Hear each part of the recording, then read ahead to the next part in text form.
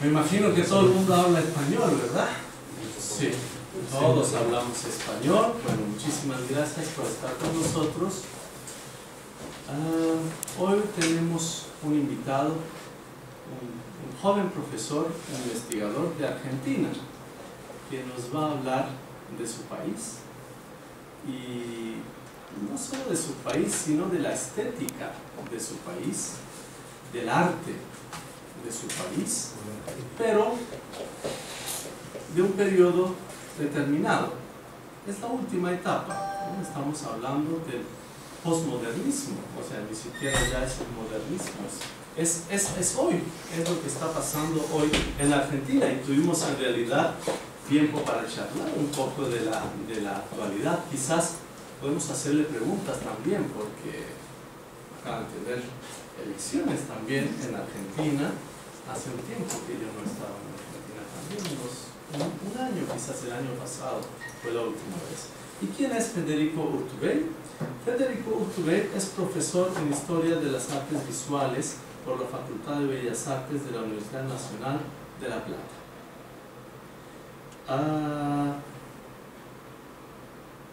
Es profesor ayudante en la Facultad de Bellas Artes en la materia América Colonial, y está haciendo su doctorado en Ciencias Sociales. Hoy nos va a hablar de la estética del arte y la política en la última etapa. Bienvenido.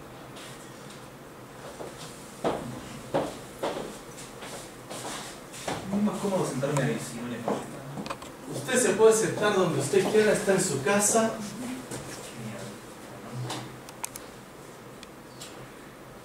Bueno, antes que nada tengo que decirle que estoy un poco sorprendido porque esperaba alumnos universitarios, no embajadores, pero bueno, muy gratificante su presencia, así que les agradezco que estén acá.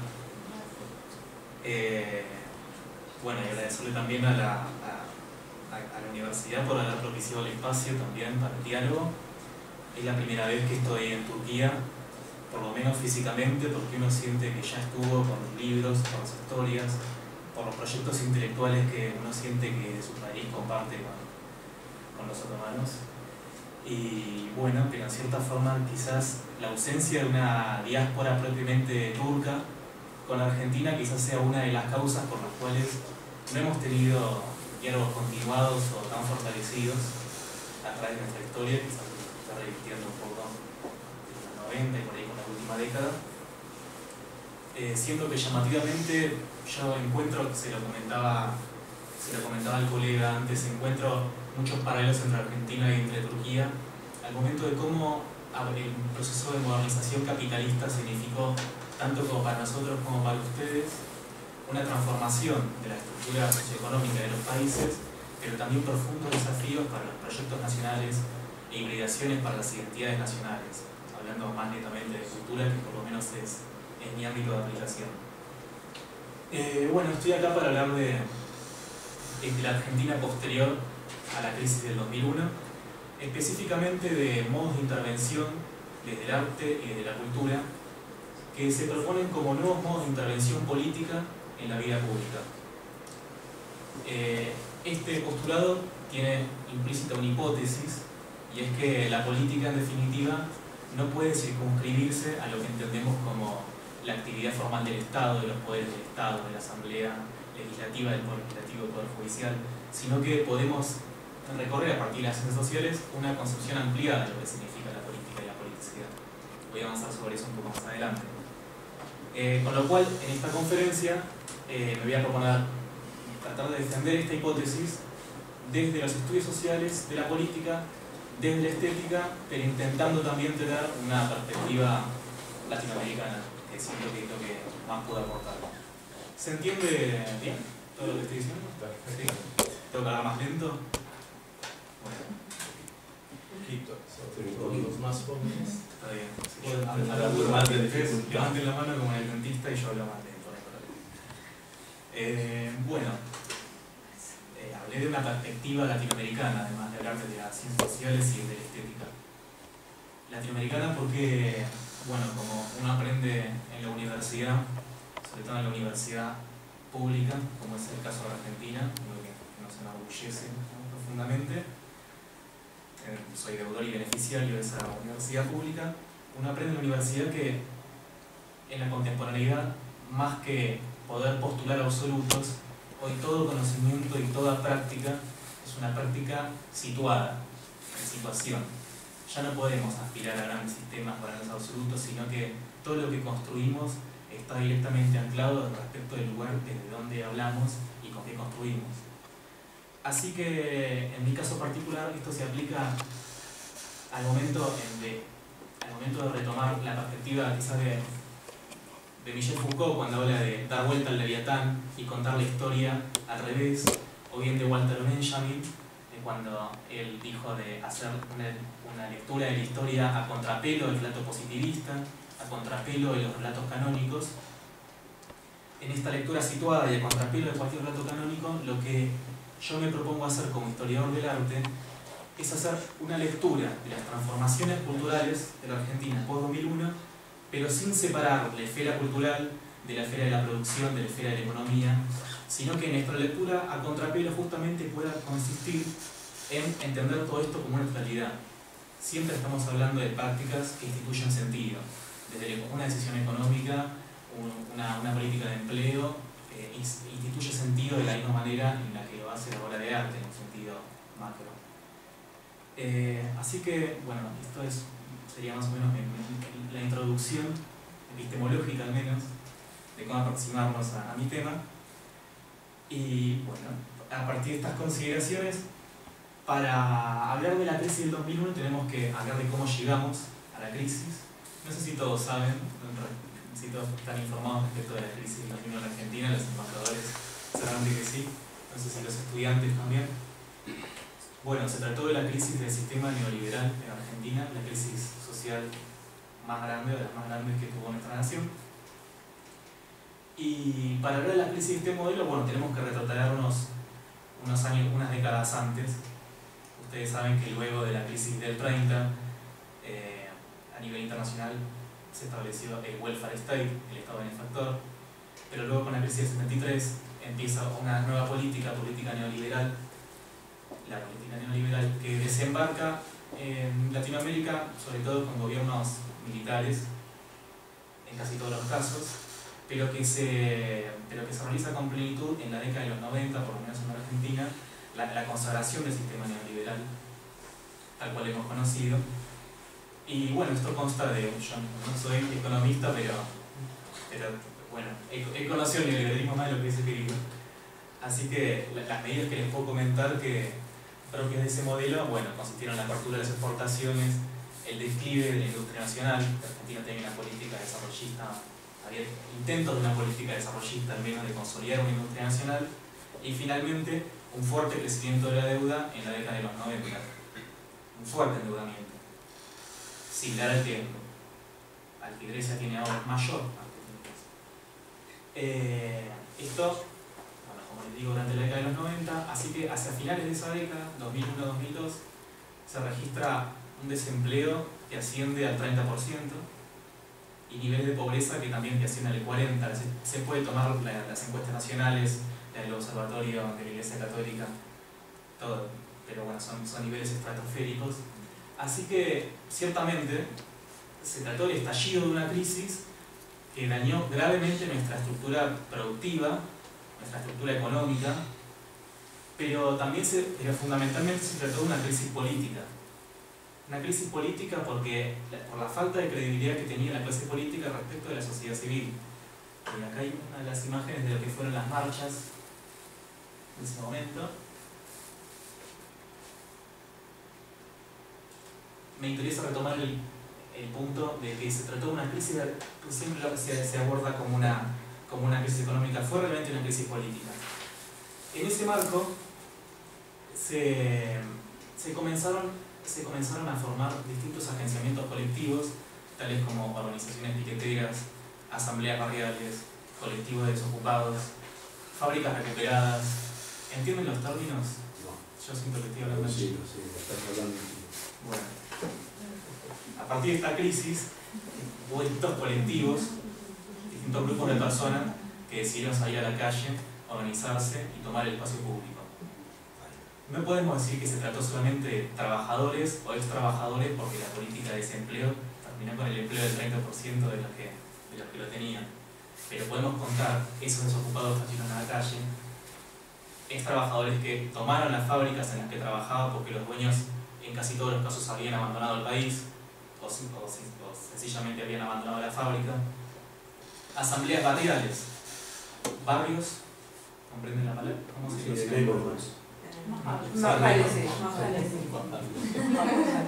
Bueno, el fenómeno de las asambleas barriales es sintomático, donde la gente también en los barrios, en las casas, con el vecino, comenzaron a organizarse, porque, bueno, justamente empezó a primar una lógica de organización primaria ante la vacancia del Estado que retrocedía en este momento de crisis. Así que lo que empezamos a notar en torno a la crisis del 2001 es cómo se empezaron a politizar ciertos espacios como el bar, como la plaza, como la calle, que antes no estaban politizados, y cómo se politizaron también relaciones sociales de vecinazgo, de la militancia, que no formaban parte del dominio exclusivo de la política. Lo que me interesa señalar con esto es cómo cómo empezamos a ver cómo traslucen ciertas formas de intervención política que se alejan de la política tradicional, de la política en sentido formal, de la política de los partidos, para buscar otra forma de asociación. Se trató de una crisis de política, pero también implica una crisis para los analistas sociales, porque es muy difícil, por no decir imposible, interpretar la crisis del 2001 en Argentina desde un marco teórico, desde una crisis de los partidos, por ejemplo, porque se trató de una crisis mucho más importante que eso. Con lo cual acá empezamos a abordar esta política más efervescente. Lo que me interesa recalcar de todo esto es cómo estos sectores que salieron a la calle, que fueron trabajadores, pero que no fueron únicamente trabajadores, implicó para la sociedad civil un fenómeno de la articulación de distintos sectores. Cuando yo digo que esto significa una crisis para las ciencias sociales y que tenemos que ir en busca de un marco teórico propicio para analizar esto, es porque si nosotros pensamos desde la sociología quiénes son los que detentan el cambio social, si nos vamos por ejemplo al marxismo, el marxismo lo que nos va a decir, bueno, la clase trabajadora es la que detenta la propiedad del cambio social. Acá no sucedió eso, sino que tenemos una articulación de sectores que poco tenían que ver entre sí. Con lo cual nosotros acudimos, para interpretar esto, a una perspectiva postfundacional de lo que significa la acción política. La perspectiva postfundacional, lo primero que podemos establecer de esa perspectiva es una diferenciación entre lo político y la política. Lo que nosotros conocemos como la política, habitualmente en los diarios, en el Estado, sería justamente, no es otra cosa que la administración de la actividad humana, la administración de la conducta humana, de la convivencia humana. Mientras que lo político es algo que sucede muy pocas veces. El acontecimiento político se caracteriza por no tener una forma en sí misma, pero que indudablemente interpela a la esfera de la política, interpela a la organización misma de la política, interpela a la organización partidaria, interpela a la organización estatal. Con lo cual, nosotros nos vemos en condiciones de interpretar la crisis del 2001, el estallido social de lo que significó el 2001, en términos de un acontecimiento de lo político. Es decir, algo que no toma la forma de un partido, que no toma la forma de una asociación, no toma una forma predeterminada, pero que indudablemente está interpelando a los sectores de la política tradicional, proponiendo nuevas formas de acción política. Esto es muy importante, establecer la disquisición de este marco teórico, porque ¿cómo pensar si no el cambio social? Si lo pensamos solamente desde el marxismo y quedarnos con la clase trabajadora, sería imposible pensar esto. Pero al mismo tiempo, si vamos a un enfoque, por ejemplo, más deleuziano del filósofo francés Gilles Deleuze, quien proponía el tema de los ajusticiamientos colectivos, bueno, de esa perspectiva también teníamos un abandono del Estado. Y acá lo que veíamos es la gente reclamando la presencia del Estado.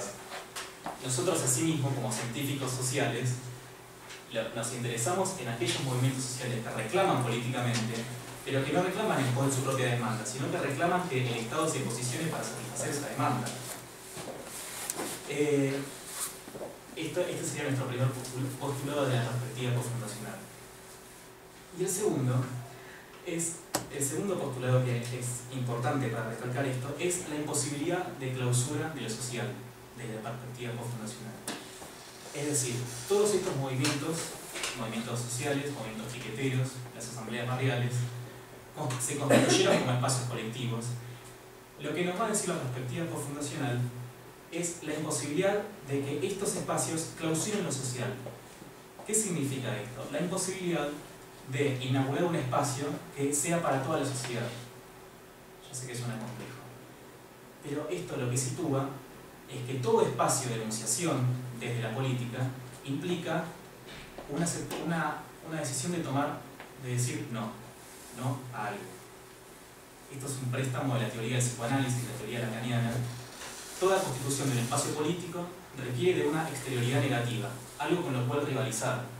Somos esto, somos los profesores, somos los investigadores, pero nos oponemos a tal cosa. Vemos que en el núcleo de lo político, en el germen de lo político, está el antagonismo. Esto se remonta a la teoría de Carl Schmitt en cierto punto. El antagonismo como el germen de lo político y que es ineradicable. ¿Qué significa que sea ineradicable? Que siempre va a estar esa pugna en todo espacio que se inaugure dentro de lo político. ¿Y contra qué está discutiendo esta teoría? Bueno, está discutiendo justamente con la teoría de Jürgen Habermas de la esfera pública y de la acción comunicativa.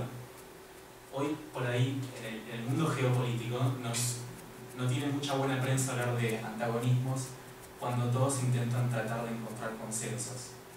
Pero ciertamente, lo que nos va a decir la perspectiva cofundacional, de las cuales uno de los teóricos más importantes es argentino, Ernesto Laclau, que falleció el año pasado, lo que nos va a decir la perspectiva cofundacional es que este antagonismo, que es primordial, no tiene solución, y que toda discusión entre pares para acordar una solución va a implicar inevitablemente la exclusión de un otro. ¿Qué nos dice por contraposición a esto la teoría habermasiana, que tiene muchísima más difusión? Que nosotros, apelando a una argumentación racional, a un régimen discursivo que no terminamos de conocer cuál es, nosotros podemos llegar a un acuerdo con el cual todos quedemos satisfechos. Bueno, justamente yo no me siento cómodo con esa teoría, no entiendo, me resulta difícil pensar de qué igualdad discursiva estamos hablando, qué iguales somos los que estamos en torno a una discusión. El otro día leía la última publicación de Habermas hablando de la crisis de la Unión Europea, y Habermas dice que se trata de una buena idea pero que está siendo mal llevada a cabo por los mandatarios.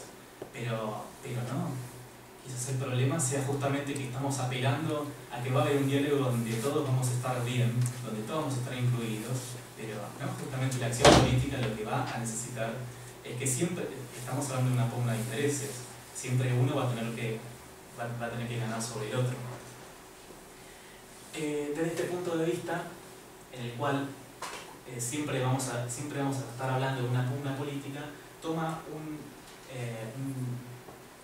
un rol central la articulación para la construcción de una nueva hegemonía. Y bueno, vemos el fenómeno de la articulación entre todos estos sectores que yo les he mencionado.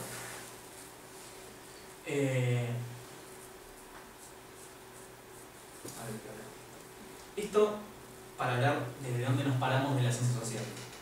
Desde la historia del arte y desde la historia de la cultura, si nosotros pensamos, bueno, ¿cómo se ha relacionado tradicionalmente la historia del arte con la acción política? Bueno, tenemos que remontarnos a la fundación de la historia del arte como disciplina autónoma. Esto sucede en el siglo XVIII con un filósofo, Alexander Baumgarten. Si nosotros vamos antes del siglo XVIII a ver, bueno, dónde radicaba el pensamiento estético, no vamos a ir propiamente a estetas, sino que tenemos que ir a los filósofos, tenemos que ir a los antropólogos, tenemos que ir a los químicos, están todos los textos mezclados. Si nosotros, por ejemplo, vamos al Renacimiento, vamos a relacionarnos con textos de químicos, de matemáticos. No había una división jerarquizada en la cual la estética tenía autonomía. Esta autonomía de la estética recién se conquista en el siglo XVIII. Y se organiza en torno a algunas categorías fundamentales como la de obra de arte, autor, receptor, originalidad. categorías que conforman a la estética. Incluso más adelante con Immanuel Kant, que reflexiona sobre la política, pero reflexiona también sobre la estética, a Kant le interesa señalar cómo es que se constituye el juicio estético. Pero lo que nos resulta curioso, incluso un poco chocante en la actualidad, es que para Kant el juicio estético tiene que fundarse en un desinterés. Es decir, la obra de arte es bella porque es bella, no porque me sea agradable, no porque me cause alguna sensación especial, sino que la belleza se tiene que fundar por sí misma, tiene que abastecerse por sí misma. Recién, esto con Kant, si nosotros tenemos que recién ir hacia el siglo XX con Hannah Arendt para ver que en esta determinación del juicio estético, que como se trata de un juicio estético tiene que necesitarse de consenso, tiene que ser colectivo, bueno, ahí hay una visión política, ahí hay un triunfo político de lo que significa la estética. Pero recién en el siglo XX, observado por Hannah Arendt. Lo que yo les decía en torno a la conformación de la estética como una disciplina autónoma, bueno, por más que las categorías de juicio, de originalidad, de autor se fueron desacomodando a través del tiempo, aún en la contemporaneidad siguen prevaleciendo el tema de la originalidad, el tema de la autoría. Así que en este punto la relación con la política, la relación del arte con la política ha quedado en un papel estático, en el cual se aprecia la politicidad de una obra de arte por si la obra de arte está representando un contenido social, por si representa una determinada lucha, por si representa un determinado relato histórico. Desde la perspectiva postfundacional y postestructuralista, lo que uno pretende hacer, por lo menos en mi investigación, es hacer un abordaje de la politicidad a partir de una noción ampliada de lo que significa lo político, y en la cual el arte es una acción discursiva que disputa sentido en esta politicidad ampliada. Así podemos aseverar que en la contemporaneidad, con la expansión de lo visual, cultura visual, como le dicen muchos autores, ciertamente en los medios de comunicación y en internet, en la televisión, vemos que hay vemos que la imagen se erige en una disputa de discusión de significados, se erige en la discusión política. Tenemos las marcas, tenemos los políticos que apelan a las campañas. La imagen adquiere un papel preponderante. Con lo cual, Chantal Mouffe, que es una autora de la constelación postfundacional, otorga al arte la capacidad, otorga al arte la centralidad en esta discusión entre lo político y la política. Al momento en que lo político, en que la obra de arte, como acción discursiva, tiene capacidad de crear espacios de reflexión y de resistencia frente a un imaginario social consolidado por el capitalismo. ¿Se entiende eso o no? Se los estudio. No me han seguido mucho, no disculpen. No han entendido nada. Bueno. Hacerlo más lego, menos científico. Porque además de que es otro idioma, eso es muy explícito. Imagínate que explicaras esto en inglés. Explícalo así. Gracias. O sea, bueno, ¿entendés lo que te digo? Bueno, voy a tratar de volver a la... Como si se lo explicaras a Pitiga. Voy a volver, aunque sea un poco complicado, a esta contraposición entre lo político y la política que yo te comenté. La política como una actividad separada, destinada a regular la actividad de los hombres, y lo político como algo que no tiene forma, como algo que no puede ser detentado, optado por ninguna institución, por ninguna persona especial, como algo que interpela a la esfera de la política. ¿Qué lugar tiene el arte en esto? No pensemos en el arte como la gran pintura o como la gran escultura, sino que pensemos que el arte es un hecho comunicativo. El arte es comunicación. El arte es un discurso. Entonces el arte, como discurso, tiene capacidad de crear un texto crítico desde lo político que interpela la esfera de la política, que se erija desde una esencia de lo político. ¿Se entiende? Y puede socavar el imaginario popular, puede proponer nuevas formas de imaginación, puede proponer nuevas formas de acción comunicativa. Esta es la capacidad del arte de inventar, de crear y de contraponerse al sentido común del estatuido. Acá les muestro una obra que es de Alfredo Harp. ¿Es usted feliz? Y ahí una propaganda. La obra de Harp es donde dice ¿es usted feliz? ¿Are you happy? Bueno, ¿cómo aplicar lo que les estoy diciendo respecto de esta obra? Tenemos ahí una propaganda, la de Canadá Dry. Y al mismo tiempo, en esa parada de colectivo, en esa donde se espera el bus, es la obra de Alfredo Harp.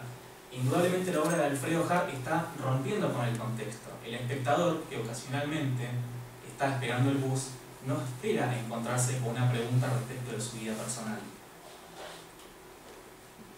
Ahí lo vuelve a hacer. ¿De qué nacionalidad es ese autor? Colombiano. Porque eso no es argentino. No.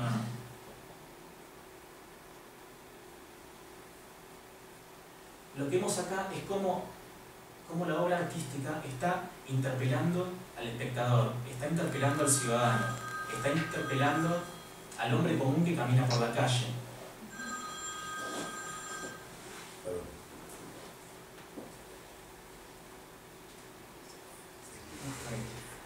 Bueno, ahora para mostrarles algunos artistas argentinos, que en la... Bueno, en el momento de la crisis del 2001, tal como les comenté, lo que sucedió con el espacio público, lo que sucedió con los distintos espacios, bueno, todas estas transformaciones sociales también acontecieron en el campo de la cultura y en el campo de las artes. Las universidades, las escuelas de arte dejaron de encerrarse en el aula, en la escuela, para salir a la calle, para ver qué pasaba. Con lo cual hubo un trasvase de la artesanalidad, de la horizontalidad, de la autogestión, de la organización colectiva a los modos de hacer arte. Así que yo les voy a pasar imágenes de algunos colectivos de arte en el país. Este se llama Iconoclasistas. Primero les muestro las imágenes y ahora voy a volver. Bueno, Iconoclasistas se formó en 2006 por dos artistas de la provincia de Buenos Aires, y el trabajo que hacen ellos en verdad es muy simple y a la vez complejo. Ellos van a distintas ciudades, que empezó siendo en Argentina, pero luego continuó en otros países de Latinoamérica, incluso en Europa. Ellos van a distintas ciudades, se mezclan con la gente y proponen la organización de mapas colectivos, mapas comunitarios, en torno a las cuestiones que los ciudadanos elijan representar en ese mapa. Las primeras tres imágenes que les pasé son de un ejemplo que ellos hicieron en Belo Horizonte, en Brasil. Y esta es en la provincia de Santa Fe, en el noreste de Argentina. ¿Pero qué hicieron exactamente? Sí. ¿Puedes explicar? Sí, quería pasar las imágenes. Bueno, este grupo de arte se llama Iconoclasistas. Se caracteriza por ir a estas ciudades. Ellos van a un determinado barrio, se juntan con la gente y proponen la organización de mapas. Ellos previamente suelen informarse respecto de ciudades en las cuales hay un determinado conflicto que puede ser político, inmobiliario, ambiental, de distinta naturaleza. En el caso de Belo Horizonte, se trató de un momento en el cual había un emprendimiento inmobiliario que estaba transformando el rostro de la ciudad.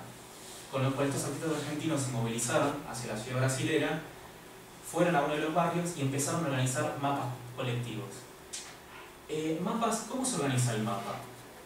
Bueno, cada uno de los que aporta su conocimiento de la elaboración del mapa cuenta su relato respecto de cómo ve la ciudad y lo comparte con otro.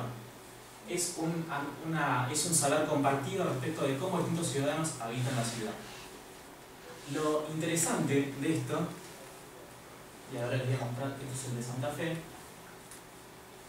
En Santa Fe fue por una cuestión ambiental, fue por la instalación de una fábrica que era rechazada por la sociedad.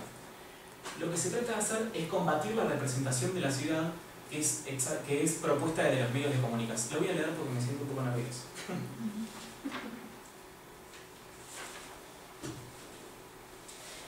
Bueno, la labor de iconoclasistas consiste en ir a distintas comunidades, en Argentina, pero también en otros países, insertarse en contextos urbanos y rurales y elaborar mapas colectivos en conjunto con los habitantes de cada lugar en cuestión.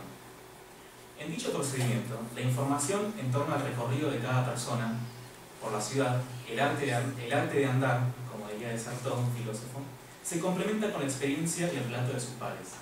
Luego de un día o dos o varios de trabajo es posible reconstruir un mapa que invariablemente dista del ofrecido por los medios de comunicación o las tecnologías o GPS.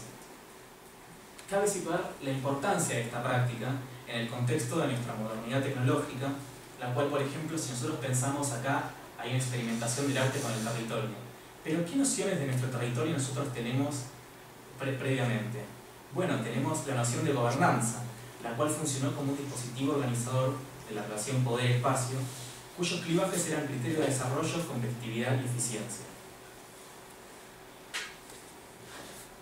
Acá hay un arte extradisciplinar, donde se disuelven las fronteras entre arte y ciencia, focalizado en promover investigación en torno a ejes cuyo dominio habitual ha sido de las organizaciones gubernamentales o de los geógrafos. Entendemos que estas prácticas artísticas unen sus prácticas en estas discusiones, se insertan en la discusión en torno al espacio y a la legitimidad de las ilustraciones. Bueno, y el otro ejemplo que les quería mostrar, disculpen, me puse un poco nervioso. No se ponga nervioso. Intenta explicar. Intenta explicar cuál es la relación entre lo que estás diciendo, o sea, una necesidad social, normal, material, lo que viene dado a través de la política y el arte. Hasta ahora no he visto nada de arte, por ejemplo, salvo ¿es usted feliz? Sí, es una pregunta que... Claro. Pero explicarlo con tus palabras, tranquilo, sin... Y ahí vamos a tener una idea. ¿La parte estética era el letrero o la foto? Yo estoy en eso. Estamos un poquito confusos. Sí, pero o sea, ¿el artista era el fotógrafo o el que hizo el letrero o cómo? No, acá tenemos una pregunta. Ambas cosas. Sí. Este grupo se llama Iconoclastes, ¿no? Iconoclastistas. Gracias. Para justificar algo el nombre, tienen que destruir algunas iconas, ¿no? Claro. ¿Qué son estas iconas? ¿Qué destruyen y qué proponen Bueno, acá se trata, la elaboración del mapa, acá nosotros la entendemos como una práctica artística. Tradicionalmente, uno entiende que la práctica artística puede ser pintar una pintura o esculpir una escultura, por ejemplo. Pero acá los dos artistas que son los que inauguran el colectivo de iconoclasistas, ellos se abocan a la elaboración de mapas. Esto tiene que ver con todo un recorrido del arte contemporáneo que tiende a apuntar a lo visual desde una visión expandida. Es decir, no solamente a la obra de arte que nosotros podemos ver en el museo, sino trabajar con lo visual pero en distintos discursos, desde la imagen de una propaganda hasta la imagen de la televisión, hasta la imagen de un mapa. Hoy en la contemporaneidad, cuando nos formamos en historia del arte, la historia de las artes visuales, pero la visualidad es el eje que articula desde la obra de arte que nosotros vamos a ver en el museo hasta lo que nosotros vemos en un diario o un mapa. Partimos de una concepción expandida de lo visual. En este caso es que se elige el grupo de iconoclasistas elaborando estos mapas. Como les dije, les mostré uno que se hizo en Brasil y otro que se hizo en la provincia de Santa Fe. Acá, justamente, ¿por qué prima la idea de la articulación? Porque los artistas de este colectivo entienden que hay necesidad de la sociedad de hacer una elaboración propia respecto del territorio que les es invadido desde afuera, por obra de un capital o de una industria, de una fábrica, de lo que sea. Desde el artista. Por un artista, bueno, sí, un artista como invasor o como etnógrafo lo podríamos dar. ¿Y los que hacen el mapa no son invasores? ¿Cómo? Los que hacen el mapa no son invasores también. Bueno, invasor o etnógrafo. Entonces no es un artista, es un etnógrafo. Bueno, se trata, podemos decir que es un artista porque estamos trabajando con la elaboración de una imagen. Desde ese punto yo... Pero más concretamente, ¿qué hacen con el mapa? ¿El mapa? Sí, bueno, ¿qué hicieron ahí con el mapa? O sea, bueno, el mapa no se va que no se lee. Es que Encima no está se al puede revés. decir, entonces, a veces. No, Es que la importancia no es la misma imagen. Bueno, acá lo que intenta hacer el colectivo de arte es cuando ve que hay una sociedad que está tumultuosa por respecto a alguna problemática, es prestar el conocimiento de lo visual, la comunicación visual, el diseño de lo visual, para que ese discurso que determinado sector de la sociedad quiere que salga, pueda articularse en torno a una práctica estética. Acá la estética, como les había dicho antes, está funcionando como un texto, está funcionando como un libro, está funcionando como una palabra, con la cual los distintos habitantes, distintos ciudadanos pueden articular un discurso en el cual manifestar el displacer o el inconformismo respecto de algo que está aconteciendo en la ciudad que ellos habitan. Respecto a si el artista se sitúa acá como un extranjero, si trabaja como, bueno, obviamente no es un par, él no pertenece a una comunidad, pero es una persona que está prestando su conocimiento, su diseño visual, para que una determinada sociedad pueda articular un discurso. Como habíamos visto al principio con la problemática de la crisis del 2001, obviamente cuando la gente salió a la calle, eran distintos sectores de la sociedad los que se querían expresar, pero fue necesaria una articulación entre gente que no se conocía, entre gente que no tenía nada que ver con las necesidades del otro. Acá lo que me interesa señalar es al artista como un articulador, entre vecinos, entre gente del mismo barrio de distinto barrio, que está prestando el conocimiento de lo visual para que se pueda articular un discurso homogéneo. Obviamente, el discurso no es inocente, no es que el artista está mostrando la visión de la sociedad, pero bueno, nadie parte de la noción de inocencia tampoco. Estamos mostrando una imagen de un sector de la sociedad que manifiesta su inconformismo respecto de acontecimientos del lugar en el que habita. Esta es la labor de iconoclasistas. Yo leí algo en relación a lo de la gobernanza, al Banco Mundial. Nosotros en la universidad, cuando estudiamos la noción de territorio, por ejemplo, tenemos en nuestra cabeza todo el tiempo como la noción de gobernanza como algo que ha articulado bueno, el territorio como eficiencia, como poder, como algo para donde el Estado debe crecer. Bueno, justamente acá los artistas están proporcionando una visión desde abajo, ¿no? Desde la cotidianidad, desde el día a día. Esta es la práctica que me interesa señalar. Y en segundo lugar, me interesa señalar a los colectivos de libros artesanales. Esta es la editorial Eloísa Cartonera.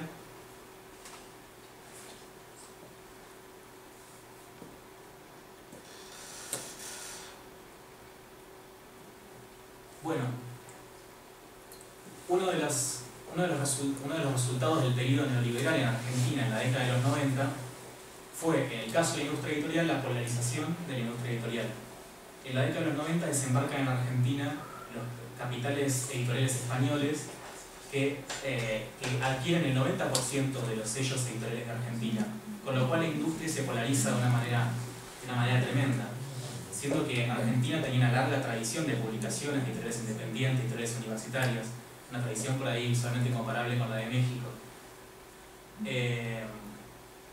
Bueno, entonces a mediados de los 90, pero sobre todo a partir de la crisis del 2001, comienzan a surgir editoriales de tipo artesanal.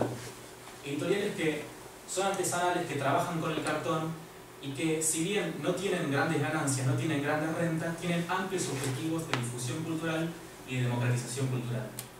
En el caso de esta editorial se llama Eloísa Cartonera. Eloísa Cartonera surgió por 3 artistas que decidieron dejar de comprar el cartón para elaborar libros en librerías y comprárselo a los cartoneros en Argentina. Los cartoneros en Argentina son aquellas personas que no tenían ningún trabajo y que la única ocupación que ellos tenían era ir por la calle juntando cartones para después venderlos. O sea, gente del estrato social, el más pobre, el más bajo. Los 3 artistas, Washington Cucurto, Javier Barilaro y Fernanda Laguna, decidieron adquirir el cartón directamente con los trabajadores e incluso trabajar con ellos. Acá el embajador que me preguntaba casi de la relación de poder por ahí del artista con la comunidad. Acá vemos que no solamente se le compra el cartón al trabajar como un acto caritativo, sino que el mismo cartonero se incorpora al trabajo productivo de la realización de los libros. Entonces nos parece muy interesante esto, porque no solamente se trata de la elaboración de libros artesanales, de apelar a nuevas formas de publicación de libros, sino también de pensar la gestión del libro con un sector excluido de la sociedad como sería el de los cartoneros. Al mismo tiempo, Hace 2 años hubo una muestra muy importante, una bienal en mi país, una bienal de arte, una muestra muy importante de arte, y esta editorial que surgió en el año 2003 pudo ir a mostrar sus libros a esta feria de arte. Entonces mucha gente fue muy crítica, porque dijo, pero ¿cómo ellos no eran cartoneros? ¿Ellos no eran pobres?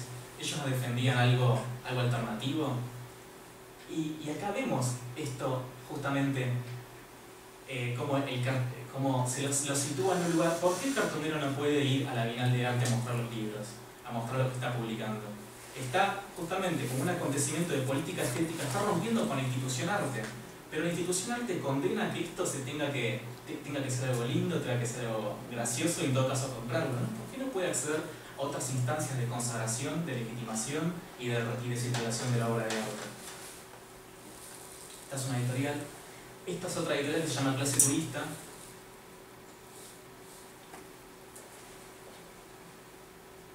Es muy interesante ver la experimentación con los soportes. Clase Turista surge en el año 2003 también.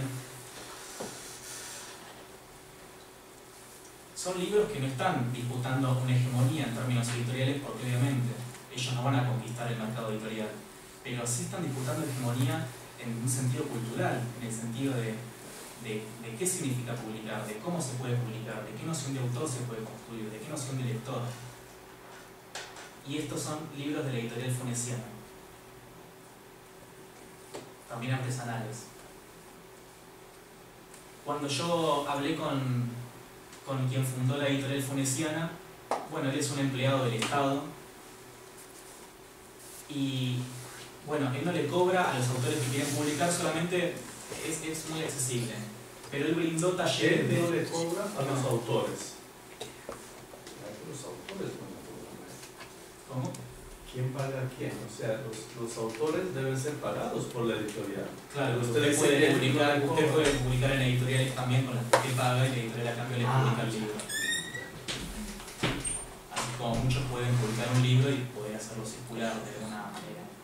Lo que es interesante en el caso de la editorial Fonesiana es que también se está apelando a otra lógica. El dueño del emprendimiento ha dictado talleres para la autoedición, o sea, ni siquiera es que tiene que crecer o extenderse el propio producto, sino que se le brinda al autor la posibilidad de autoeditarse. Independientemente de la calidad de lo que produzca, o sea, escribe cualquier cosa y se lo publica. Bueno, pasa que esa pregunta también cabe para las grandes editoriales, porque tampoco hay un esquema de calidad para publicar en Alfaguara, por ejemplo. No, pero por ejemplo, imagino yo, razón por la cual nunca pude publicar nada, uno tiene que pasar un criterio de calidad literaria, me imagino, Claro. ciertos parámetros probablemente sean burgueses, es muy probable, pero claro, es lo que está establecido desde el punto de vista de la calidad artística. O sea, lo que veo con esto, que veo lo positivo, es que cualquier persona que tenga aspiraciones individuales, propias, pequeñas, locales, domésticas, de escribir algo y sentirse en alguna medida comunicado, tiene la posibilidad de estos talleres. Yo me pregunto, o sea, acá tenemos una posibilidad, nosotros tenemos unas ideas tan lindas, así, cosas para escribir, me parece que dame la dirección después de esta editorial. A ver si me publican un libro. Al mismo tiempo, sí. Pensemos en la figura del escritor o en la figura del intelectual, ¿no? El escritor como un intelectual. El escritor quiere el lugar del intelectual. ¿Usted publicaría en esta editorial? Yo no publicaría porque no tengo la pluma como para decir tengo un mensaje. Probablemente tengo un mensaje, pero no debo tener la pluma, probablemente. Bueno, entonces no creo ni que esta ni que ninguna editorial vaya a publicar algo que yo escriba. Ahora, yo estoy seguro que una editorial importante o pequeña estaría encantada de publicar algo que lleve un mensaje, además de que sea político, porque para la política tenemos muchas vías de comunicación. Pero, por ejemplo, si estamos hablando del arte, por lo menos mi criterio personal, tiene que ser algo que tenga un valor estético o un valor creativo o un valor que llegue a una fibra íntima y no una necesidad imperiosa material de un problema de barrio o de que no me pusieron el supermercado donde yo quería o lo pusieron cuando yo no quería. O sea, esas son cuestiones tan pedestres que yo las veo, honestamente, las veo muy difíciles de conectar con el arte. Puede ser que el arte o alguna actividad tipo el deporte sea un aglutinador, sea algo que reúna opiniones, personas de distinta extracción y pensamiento para tener un objetivo común. Por ejemplo, agitar una bandera de un determinado equipo de fútbol o sentirse identificado con uno de estos libros. Acá en el caso de esta editorial, pero también de las otras editoriales, podemos hacer esa distinción, si usted quiere, de la calidad artística y del efecto que se quiere provocar. Pero lo fundamental en el significado de lo que son estas editoriales artesanales, por ejemplo, en Argentina se dice que usted tiene que leer un libro porque le gusta el libro, no porque beatrizarlo, porque beatrizarlo, un intelectual de mi país. Nadie sabe que es beatrizarlo, pero si el libro es bueno, créanlo que lo lee todo el mundo. Está bien. El contexto en el que surgen estas editoriales, como les comenté, es cuando el 90% de la producción de libros en Argentina se adquiere por los sellos españoles.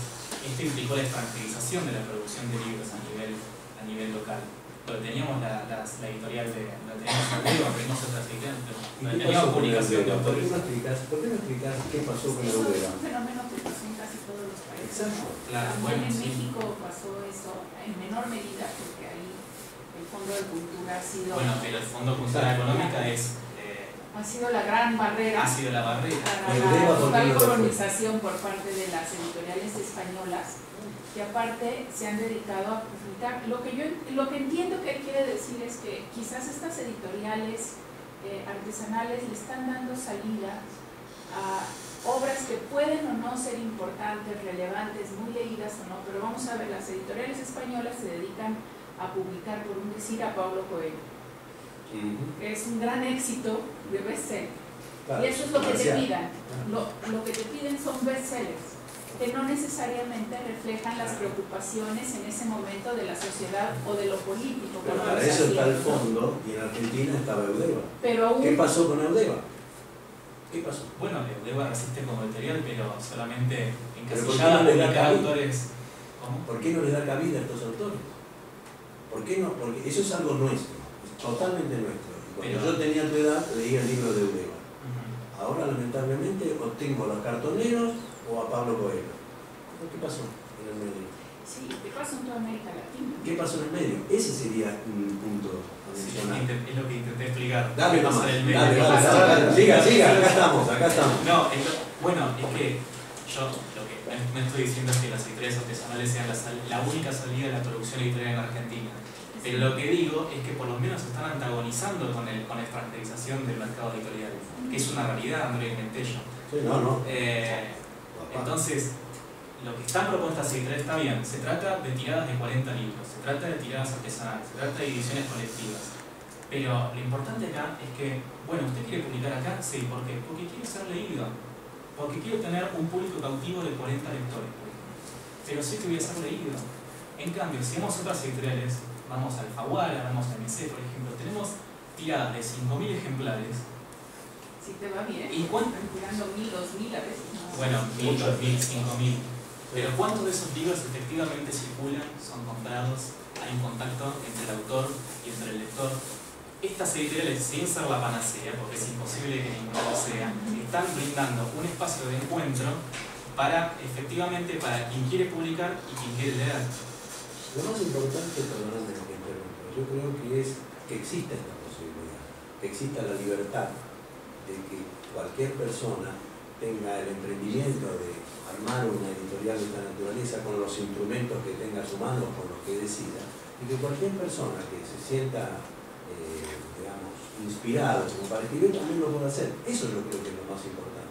Y ese es el buen trabajo que eventualmente ha hecho todo este movimiento, si vos querés, o el efecto colateral benéfico de todas las crisis que hemos tenido hace 14, 15 años, el efecto colateral benéfico es este, es la prevalencia de muchas voces, que no fue todo el tiempo así hasta hace poco, porque había cierto privilegio para otras voces.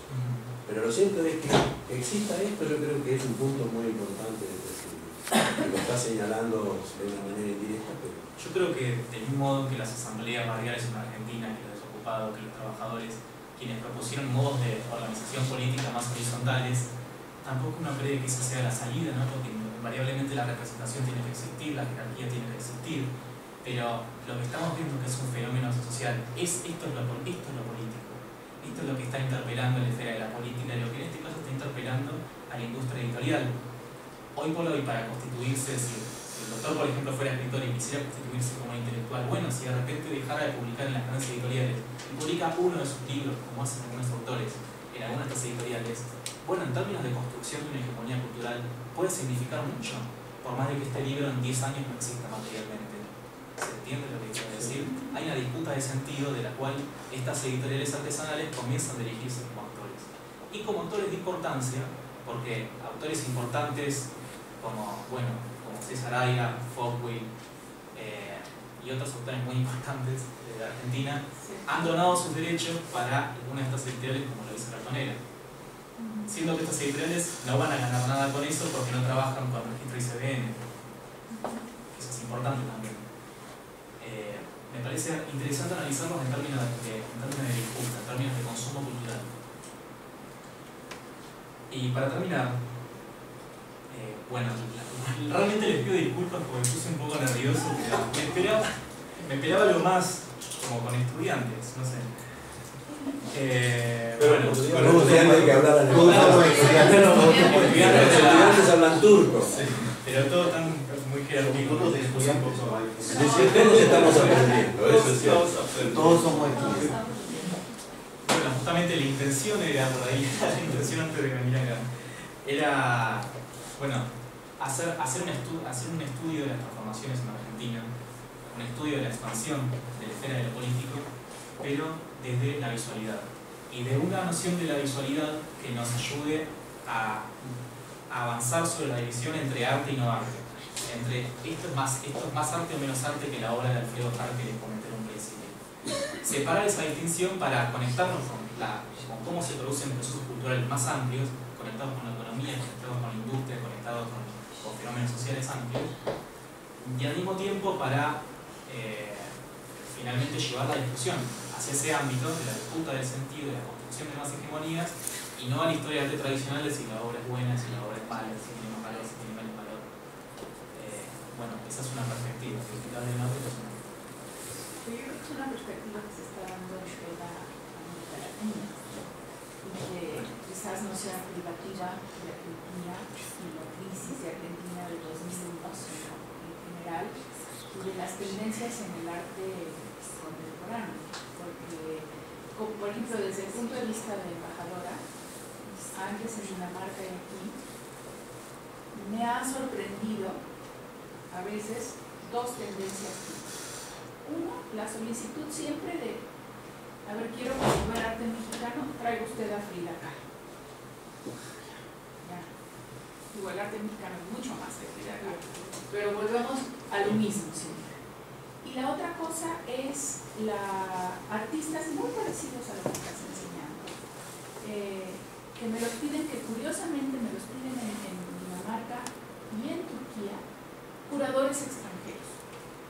Por ejemplo, los curadores de la Bienal de Estambul, los curadores de la Bienal de Madrid, no son turcos, son americanos, son de origen búlgaro, son españoles. Entonces, por ejemplo, el año que yo llegué trajimos a 5 autores mexicanos a la Bienal de Estambul, que es muy prestigiosa.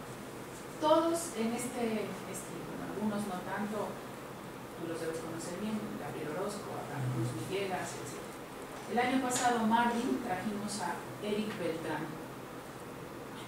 Me lo pidieron unos curadores americanos y españoles para la Bienal de Marvin.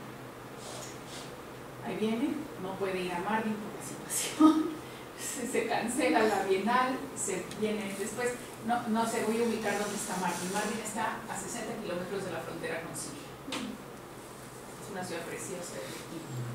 Total, viene Eric Beltrán, yo no lo conocía, me meto a internet, hace unas cosas muy parecidas a los mapas que tú llamas de iconoclasistas. Hace mapas mentales, mapas de relaciones, de ideas, lo pueden ver en internet. Para mí, y yo se lo decía, perdón, pero es que yo no termino de entender esto como arte. Para mí esto es un análisis sociológico. es un análisis antropológico. Es que una cosa no es excluyente de la otra. No, exacto, No, pero me decían, no, pero es que yo soy artista visual y yo estudié arte visual y dije, es que lo que tú me estás planteando y lo que estás poniendo, que hace obras muy interesantes, digo, y tan reconocido que está ya en el Stedelijk Museum de Ámsterdam, que es una de las, digamos, catedrales ahorita del arte contemporáneo. Y yo decía, pero esto es más filosofía, es más antropología. Y él me hablaba de descubrimientos en Mardin, de relaciones entre los habitantes kurdos con Turquía, con Siria, que a mí me parecían, siendo embajador en Turquía, una serie de lugares comunes. Que yo decía, bueno, pero este hombre, ¿qué va a decirles a los turcos y a los kurdos? Y les encantó. Entonces, digo, yo me quedé verdaderamente estupefacta.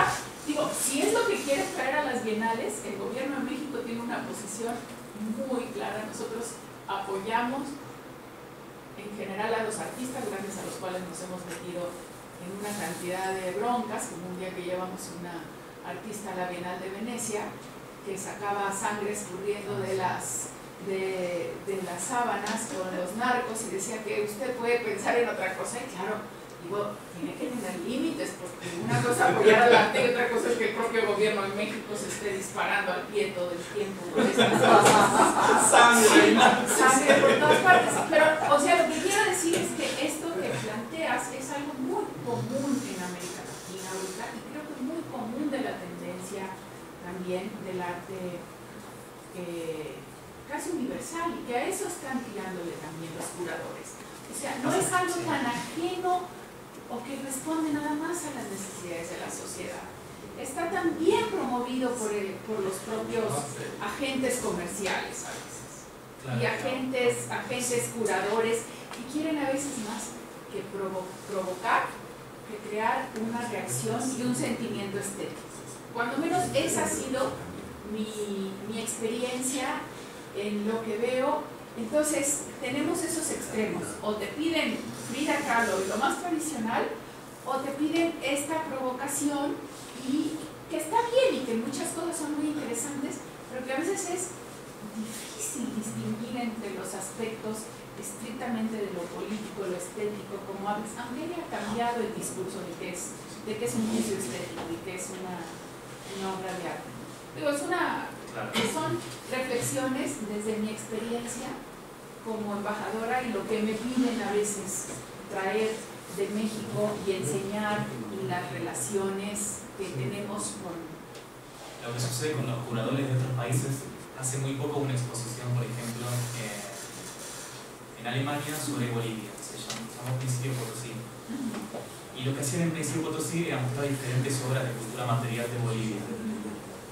Pero lo que pasó ahí es que mezclaron de Bolivia y de otros países. Mezclaron obras textiles de Bolivia con obras textiles maoríes, con obras textiles peruanas.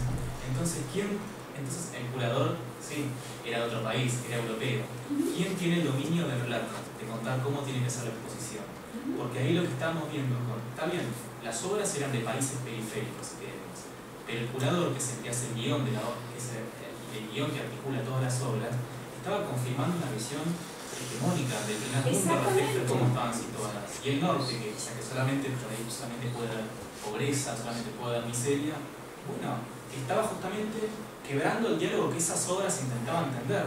Las obras, como obras de esa civilización, justamente estaban testimoniando que también hubo riqueza, que también hubo acumulación, que también hubo progreso en la nación occidental, pero con el guión curatorial estaban invalidadas del sentido que tenían originariamente. Entonces, cuesta pensarlo en términos de universalidad, cuando vemos que quien detenta el discurso sigue siendo, quien detenta el dominio del relato, como decimos en Argentina, sigue siendo la cuestión preponderante. Exactamente. Eso, te digo, a mí me surgió, si lo ves, es una de las obras de Eric Beltrán.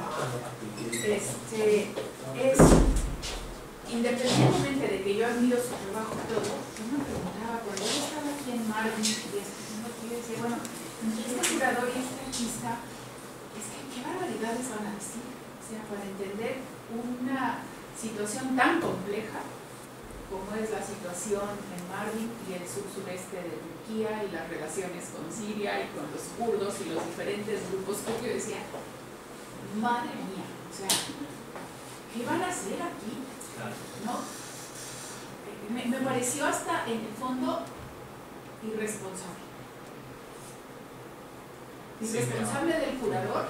Y claro, pues el artista, él viene y explica su punto de vista y así, pero realmente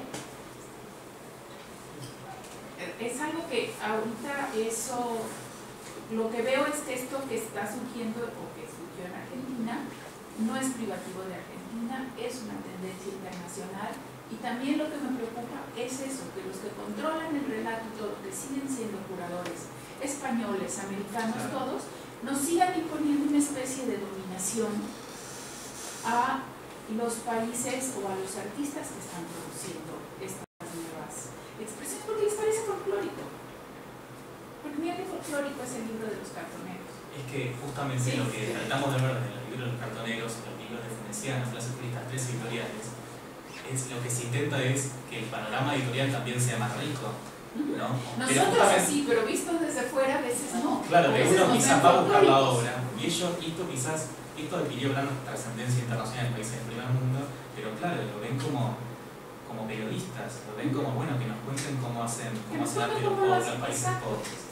Eso es un poco lo que me preocupa a veces en la construcción de estos nuevos relatos, ¿no? Sí, de cómo entramos al primer mundo del arte, por ejemplo, en qué calidad, dialogados o dialogando. Exactamente, sí. Y seguimos entrando a lo mejor, quizás todavía como colonizados, ¿no? Bueno. Entonces... Te pido disculpas porque me perdí, no estaba en mis planes, pero... pero... ha sido muy interesante justamente por esto, ¿no? Yo no conocía este tema, por ejemplo. La próxima vez que vaya a Argentina los voy a buscar.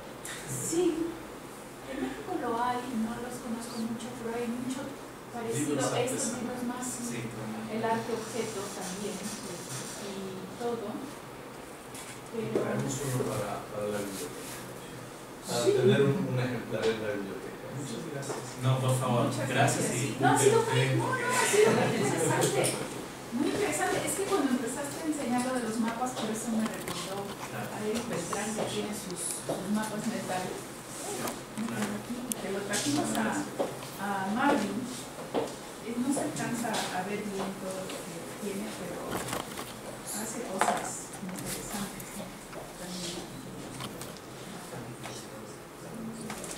¿Puedo preguntar algo? Claro, las preguntas. Sí, la charla puede durar todo el tiempo que ustedes quieran. Él va a estar aquí a hablar con ustedes, con los alumnos, con los profesores, con todo el mundo. Hacemos una cosa.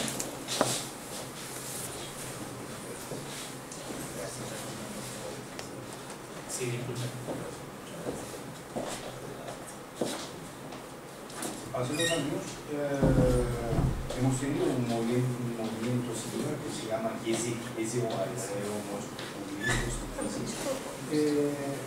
no he encontrado una cosa similar, pero aquí tenemos estas publicaciones casi clandestinas que se llaman fanzine. No sé si existe también en Argentina. Me parece que este arte popular, este arte reaccionario, se manifiesta en estos fanzines. No sé cómo se considera esta cosa. Se existe en Argentina y puede ser un alternativo al editorial. Sí, tenemos personas también. Es alternativo, pero no es lo que plantea el profesor. Sí, es de resistencia. Es una resistencia. Sí, claro. Sí. Todavía no. Sí, si me permitís un minuto para contestarte. Resulta desde nosotros cuando partimos de la ilustración y de la razón y bueno, la primacía de la razón, ¿no? Es el siglo XVIII, pensamos bueno en estos grandes debates de los intelectuales, de los filósofos, pero justamente la democratización de la razón se dio de la mano de la prensa, pero no de la mano de la prensa por la Biblia que fue publicada, no, justamente sino por esta prensa que fue accesible para las caricaturas, para las caricaturas respecto de la reina, para los debates en los cafés, la cantidad de periódicos que empiezan a surgir, donde la palabra es motorizada a través del papel. Entonces, bueno, acá es donde efectivamente se democratiza la razón. Incluso si hacemos el devaneo histórico para llevar a la actualidad, incluso en la historia de la izquierda en Argentina, yo no me siento de izquierda, pero para responderle al profesor, la historia de la izquierda en Argentina también está relacionada con el periódico y justamente también con el arte, porque hacían periódicos pero también grabados.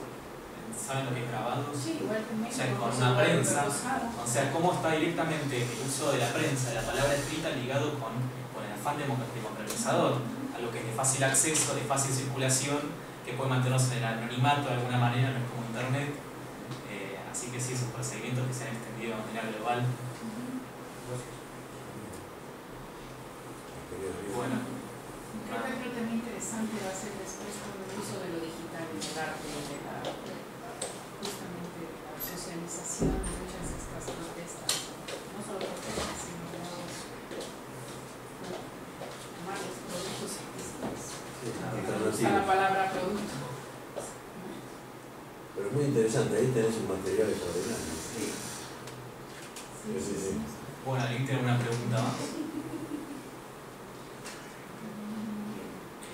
¿Los colectivos de artistas existen? Sí, todavía existen. En Argentina, sí. Claro, sí. Y producen, porque en Turquía, por ejemplo, yo estoy comparando con la Turquía siempre, y en Turquía todas estas maneras de expresión son muy monopolizados, muy capitalizados, y se quiere hacer un arte alternativo, se tiene que encontrar otros medios. No se puede utilizar las vías normales, las publicaciones normales. No hay, por ejemplo, periódicos no controlados del Estado, del gobierno. Se tiene otras organizaciones y otros medios de comunicación.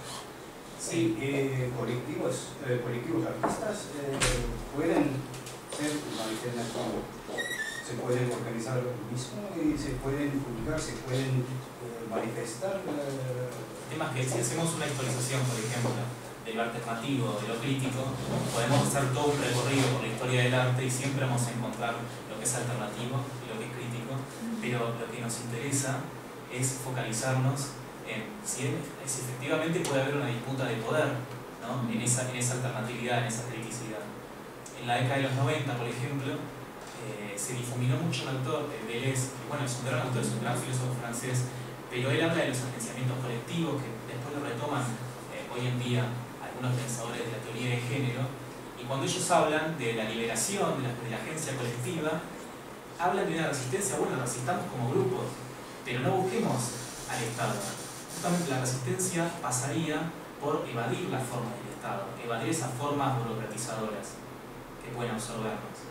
Entonces esto que le fue tan gratuito al mundo del arte, decir, bueno, hagamos nuestro mural, hagamos y sobrevivamos entre nosotros y listo, y desartemos del Estado, que si el Estado quiere dejar su lugar vacante, pues que lo deje. Esto fue una alternativa, pero evidentemente, por más romántico que pueda ser, es totalmente contraproducente.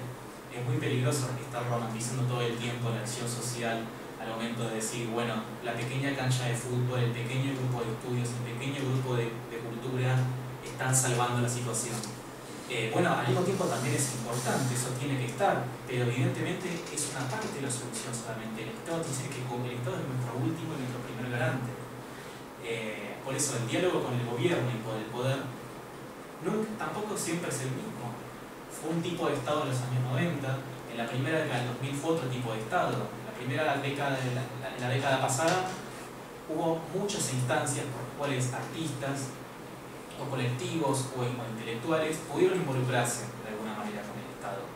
Es decir, que el Estado, dejándole esta tradición europea hobbesiana, lentiana, que entiende que el Estado es el leviatán, que el Estado en el fondo nos va a aniquilar, dejando de lado esto, en la década pasada hubo muchos intentos de entrar al Estado, de apropiarse de las instituciones. Esto lo podemos ver en toda la región, no solamente en Argentina, como usted apuntaba. Entonces, la relación con la administración, bueno, ya, quizás podía ser vista como positiva, criticable, pero quizás podía ser vista como positiva. Hoy de nuevo el Estado, por ahí por muchos de estos grupos de intelectuales, grupos de artistas, nuevamente es percibido como algo que evidentemente se va a apropiar de nosotros y no nos va a dejar producir como nosotros queremos producir.